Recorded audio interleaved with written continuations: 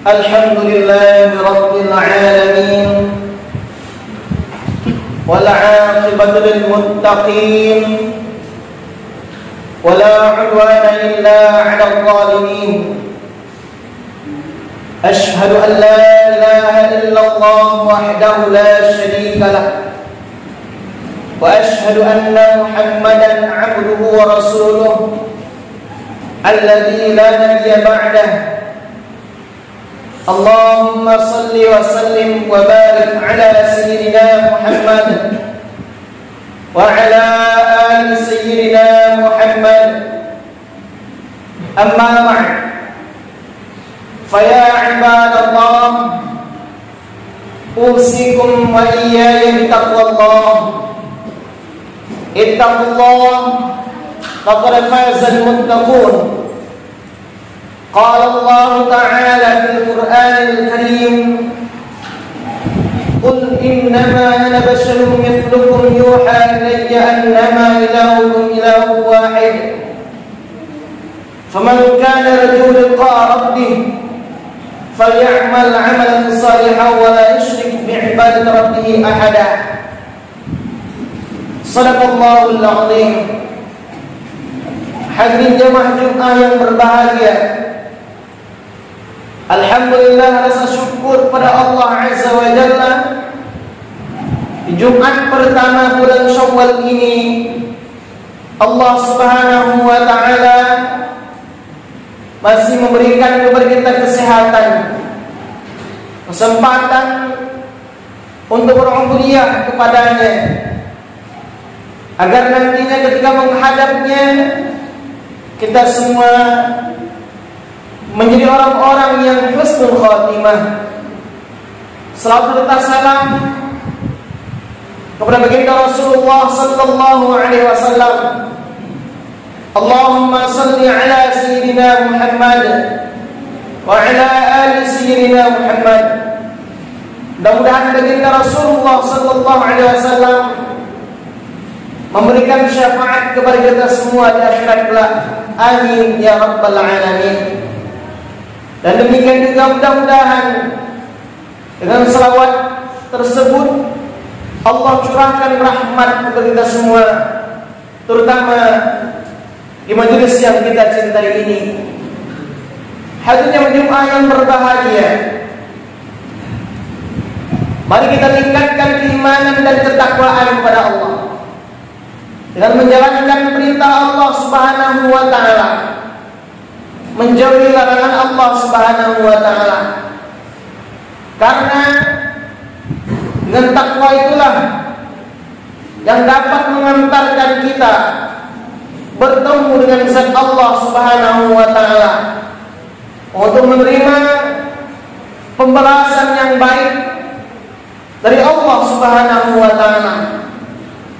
Terkait ini, khatib teringat firman Allah Subhanahu wa Ta'ala ini dikatakan oleh Muawiyah bin Abi Sufyan yang merupakan ayat terakhir yang diturunkan. Walaupun kami Ibnu Katsir dalam kitab tafsir Al-Qur'an Al-Azim yang tidak demikian, karena seluruh ayat dalam surah ini, yaitu surah Al-Kahfi ayat surah ke-10, adalah Makkiyah, bukan Madaniyah. Hadirnya berjemaah yang berbahagia, di ayat 110 ayat terakhir surah Al-Kahfi tersebut Allah berfirman, Qul innama ana basharun mithlukum yuha ilayya annama ilahukum ilahu wahid faman kana yarju liqa'a rabbih falya'mal 'amalan salihan wa la yusyrik bi'ibadati rabbih ahada. Allah perintahkan kepada Nabi Muhammad sallallahu alaihi wasallam untuk menyampaikan kepada orang-orang musyrik dan orang-orang yang mendustakan akan kerasulan Rasulullah sallallahu alaihi wasallam, yang mendustakan akan kerasulan Nabi Muhammad sallallahu alaihi wasallam, tidak percaya, menganggap bohong, dusta, menganggap Nabi menyebarkan hoax tentang kisah Ashabul Kahfi dan Zulkarnain.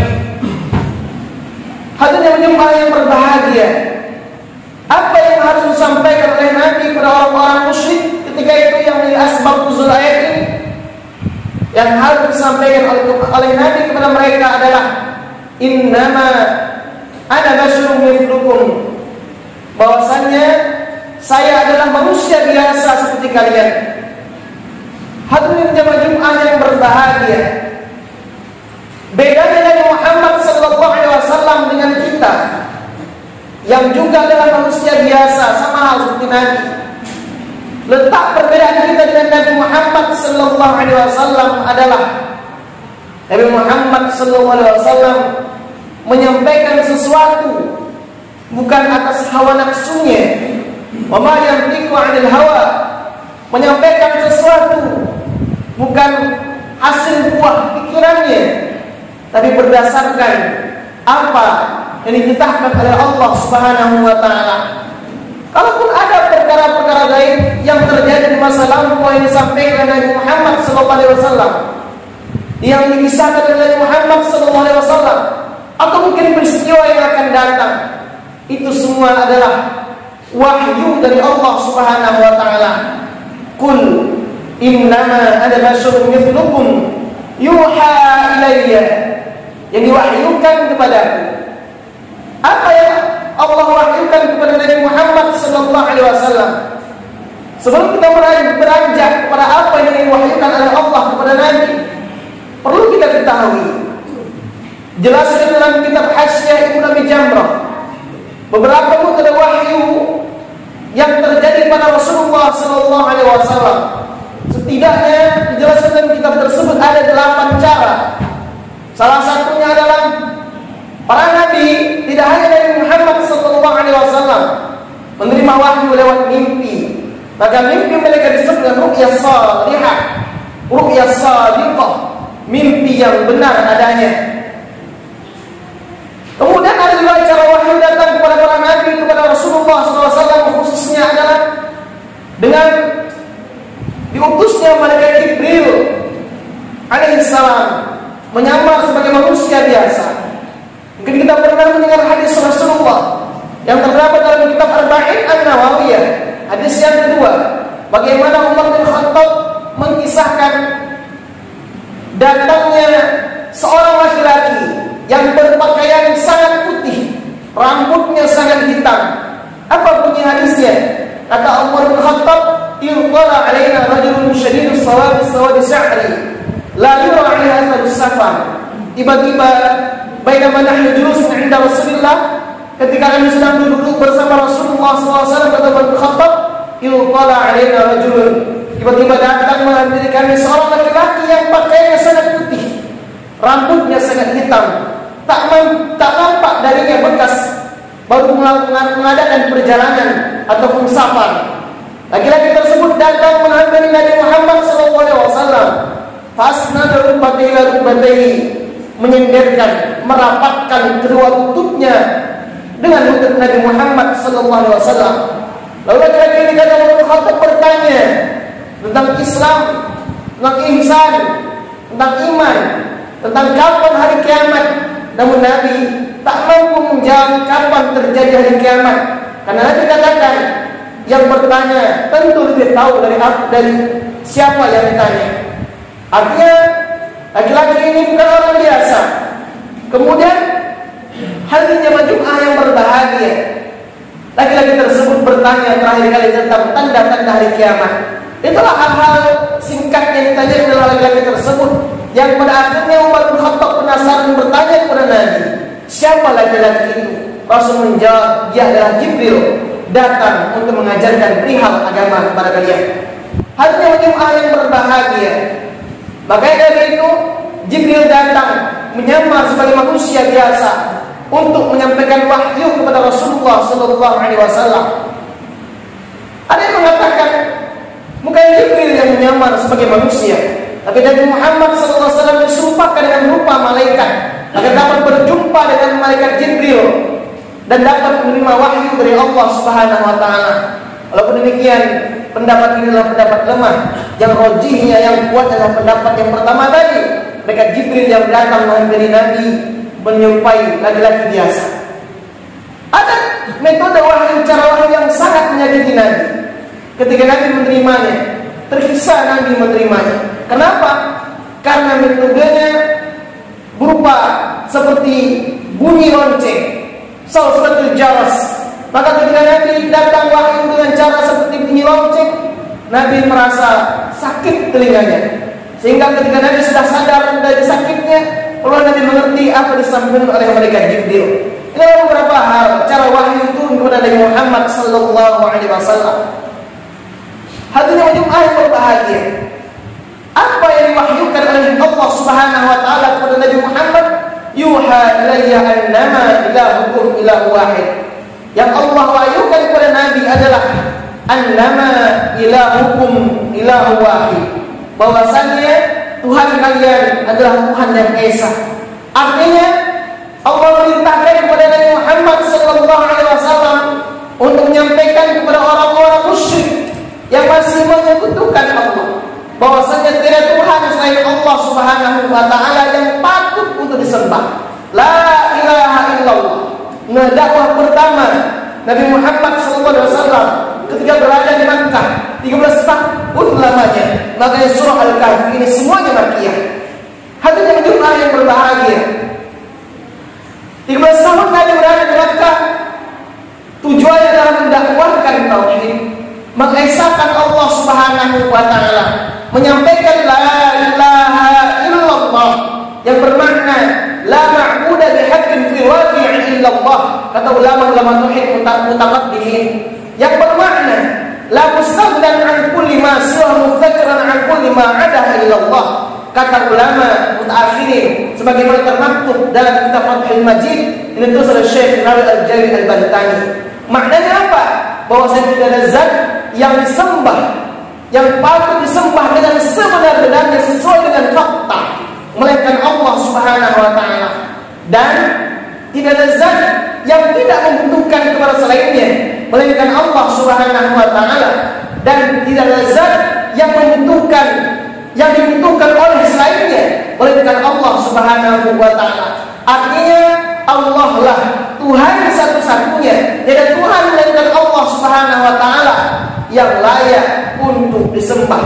Inilah tugas Nabi untuk menyampaikan tauhid kepada setiap umat manusia. Hadirin jemaah yang berbahagia. Kemudian selanjutnya apa perintah Allah kepada Nabi dalam Quran surah Kahfi ayat 110 ini?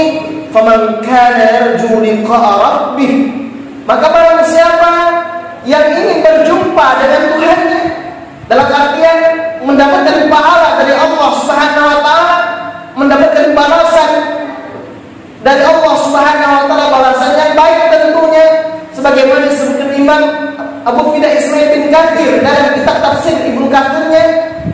Beliau katakan makna dari faman kana yarju liqa'a rabbih adalah thawabuhu wa jazaa'uhu, yaitu barang siapa yang ingin mendapatkan pahala dari Allah, ingin mendapatkan balasan yang setimpal dari Allah, balasan yang layak dari Allah Subhanahu wa taala, yang baik dari Allah Subhanahu wa taala, maka apa seorang hamba harus lakukan?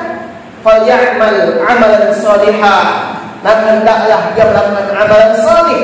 Kemudian kata Imam Katsir, amalan salih yang bagaimana? Maka kata Imam Katsir adalah amalan salih yang sesuai dengan syariat Rasulullah sallallahu alaihi wasallam. Wala yusyrik bi ibadati rabbil ahada, dan jangan sekutukan dalam ubudiyahnya kepada selain Allah Subhanahu wa taala. Hadirin jemaah yang berbahagia, artinya kata Imam Katsir, dua hal ini menjadi rukun dalam beramal agar diterima oleh Allah Subhanahu wa taala. Apa itu? La budda, semestinya kata beliau, seseorang yang ingin amal diterima oleh Allah Subhanahu wa taala salihan lillah, khalisan lillah, ikhlas karena Allah Subhanahu wa taala. Beramal salih tulus ikhlas karena Allah Subhanahu wa taala. Kemudian beramal salih sesuai dengan syariat Rasulullah sallallahu alaihi wasallam. Maka dari jemaah Jumat yang berbahagia, kalau amal ibadah yang kita lakukan sesuai dengan syariat yang disampaikan diajarkan Rasulullah SAW, maka amal ibadah kita diterima oleh Allah Subhanahu wa taala. Tidak cukup sampai di situ. Kalau kita beramal saleh, salat, puasa, zakat, sedekah, haji, umrah dan lain sebagainya, kalau ikhlas tulus karena Allah Subhanahu wa taala, adalah amal yang diterima oleh Allah Subhanahu wa taala. Maka ada seorang laki-laki mendatangi Ubadah bin Samit, bertanya kepada Ubadah bin Samit, "Ara'aita rajulan yusalli ayyabtaghi wajha Allah?" Apa pendapatmu mengenai seorang laki-laki yang sholat, melakukan sholat mengharapkan ridha Allah Subhanahu wa taala, namun la yuhibbu ayyuhmada, namun dia tidak suka ingin dipuji-puji, namun dia suka dipuji-puji dengan amal yang dilakukan.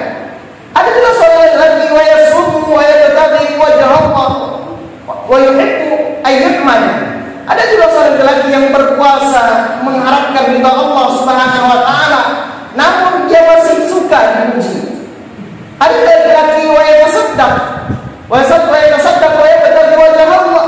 Ada seorang laki yang bersedekah mengharapkan ridha Allah wa yuhibbu ayyuhmada, suka juga dipuji oleh orang lain. Ada juga orang yang berhaji mengharapkan ridha Allah, tapi dia masih suka dipuji oleh orang lain. Maka bagaimana amalnya? Tanya seorang laki-laki ini kepada Ubadah bin Samit. Apa kata Ubadah bin Samit? Laisa lahu syai', dia tidak mendapatkan pahala apapun. Hadirin jemaah yang berbahagia, kalau ada di antara kita di bulan Ramadan yang lalu melakukan ibadah puasa dan ibadah-ibadah lainnya di bulan Ramadan yang lalu misalnya mengharapkan, katanya mengharapkan ridha Allah, tapi masih suka dipuji, mengharapkan pujian orang lain, maka ibadah apapun yang kita lakukan di hari-hari yang lalu maupun di hari ini, hari yang akan datang, tidak diterima oleh Allah Subhanahu wa taala. Karena kata Ubadah bin Samit, beliau pernah mendengar Rasulullah SAW bersabda. Apa kata Rasul yang menyampaikan hadis qudsinya? Kata Rasul, Allah Subhanahu wa taala berfirman bahwasannya aku adalah sebaik khair syai'in, sebaik-baik mitra, sebaik-baik sekutu. Maka barang siapa yang mencari sekutu selainku, maka semua amal ibadah untuk dia saja, aku tidak butuh pada Allah. Artinya kalau ada orang yang sholat karena orang lain, puasa karena orang lain, zakat karena orang lain, sedekah karena orang lain, amal ibadah apapun yang dilakukan karena orang lain, kata Allah, silahkan semua untuknya, aku tidak butuh. Hadirin jemaah yang berbahagia, tentu kita tidak mau capek-capek beribadah, tapi ibadah yang kita lakukan tidak mendapatkan apapun di sisi Allah Subhanahu wa taala. Maka dua hal yang harus kita lakukan: beribadahlah sesuai dengan syariat Rasulullah SAW, beribadahlah terus ikhlas karena Allah Subhanahu wa taala.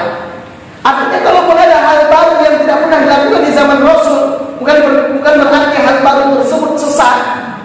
Tapi kalau ternyata hal baru tersebut sesuai dengan syariat Rasulullah SAW, sesuai dengan Al-Quran dan hadis, ada dalilnya, walaupun dalilnya masih dalam bentuk umum, tidak khusus, itu masih dianggap sesuai dengan syariat Rasulullah SAW.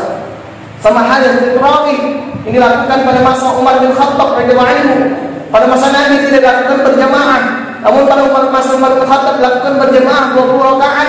Apa kata Umar bin Khattab? Bid'atul nikmatul bid'ah hadhihi, sebaik-baik bid'ah adalah ini, kata Umar bin Khattab. Berarti ada hal baru yang tidak sesat kalau sesuai dengan syariat Rasulullah SAW, sesuai dengan nas Al-Quran maupun hadis. Hal ini jemaah yang berbahagia. Maka saya juga teringat dengan ungkapan Fudail bin Iyad yang saya kutip dalam kitab Azkar An-Nawawi. Apa kata Fudail bin Iyad? Tarkul amal li ajlin nas, tidak jadi beramal dikarenakan orang lain, dia adalah dia. Wal amal li ajlin nas, beramal karena orang lain adalah syirkun. Wal ikhlasu ay yu'afiyakallahu minhuma, sedangkan ikhlas itu adalah Allah selamatkan engkau dari riya dan syirik. Hadirin jemaah yang berbahagia, maka syirik yang dimaksud di ayat ini wala yusyrik bi ibadati rabbih ahada adalah menyekutukan Allah dalam beribadah. Ini adalah yang paling ditakutkan oleh Rasulullah SAW. Rasul tidak terlalu takut dengan munculnya Dajjal dan di akhir zaman menjelang hari kiamat. Tapi yang paling takut adalah Rasul, sebagaimana dalam riwayat dikutip oleh Imam Ibnu Katsir dalam kitab tafsirnya tersebut, adalah Seseorang yang melakukan ibadah bukan karena Allah, tapi karena orang lain, karena ingin dipuji oleh orang lain, dianggap baik, solih, alim oleh orang lain, bukan karena Allah, maka dia termasuk melakukan kesyirikan, syirik asghar, syirik kecil.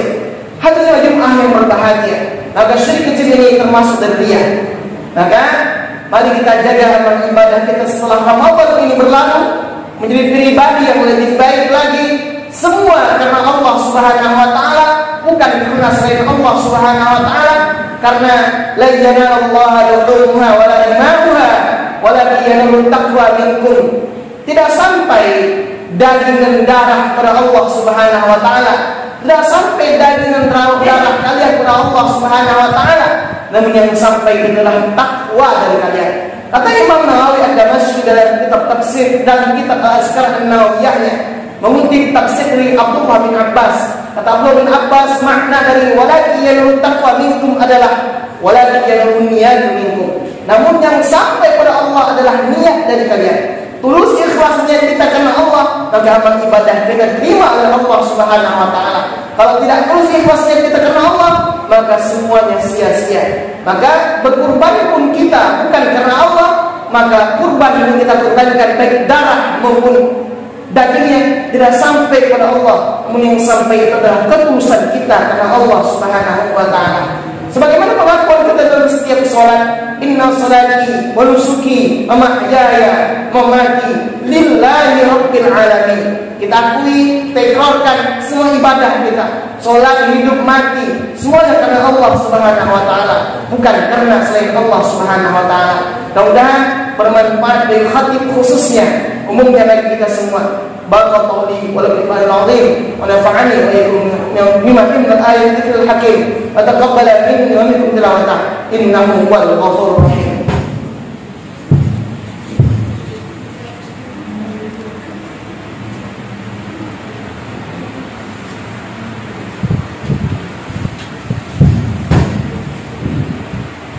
Alhamdulillahil badi'il hadi ila bayani mahja'ir rasyadi amadda al-baban muha wa rasama syamsal bayani fi suduril ulama. Asyhadu an la ilaha illallah wahdahu la syarika lah wa asyhadu anna Muhammadan 'abduhu wa rasuluh alladzi la nabiyya ba'dah. Allahumma salli wa sallim wa barik ala sayyidina Muhammad wa ala ali sayyidina Muhammad, amma ba'd. Fa ya ibadallah, usikum iyaya bi taqwallah. Ittaqullaha haqqa tuqatih wa la tamutunna illa wa antum muslimun.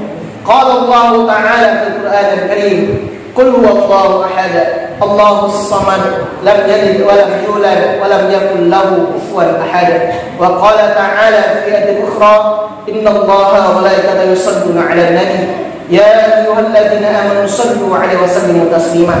Allahumma ighfir lil muslimin wal muslimat wal mu'minin wal mu'minat al ahya'i minhum wal amwat bi rahmatika ya arhamar rahimin. Allahumma inna nas'aluka al huda wat tuqa wal 'afafa wal ghina ya ghani ya hamid ya malik ya mu'id ya rahim ya wadud aghnina bi halalika an haramika bi fadlika amman siwak. Allahumma atina fid dunya hasanah wa fil akhirati hasanah wa qina 'adzaban nar. Ibadallah, inna Allah ya'murukum bil 'adli wal ihsan wa ita'i dzil qurba wa yanha 'anil fahsya'i wal munkari. A'idukum la'allakum tadhakkarun wa la tadhkurullaha akbar. Aqimus shalah.